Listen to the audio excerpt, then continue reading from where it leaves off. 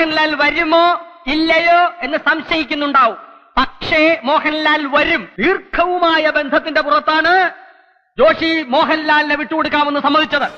ഇതൊരു ഗസ്റ്റിനെ പറ്റി പറയുമ്പം അപരനാമം എന്നറിയണത് ദുംതലക്കടി എന്നാണ്. അത് വളരെയധികം പ്രശസ്തി നേടിയ ഡാൻസറാണ്, പുച്ചിസ്റ്റാണ്.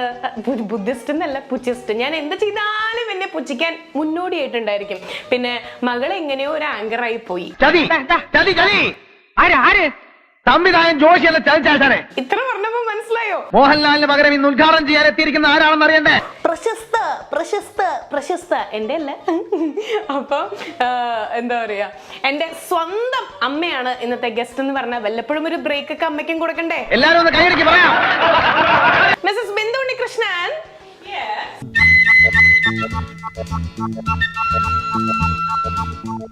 ഇതെങ്ങനെ ഉണ്ടായിരുന്നു അവിടെ?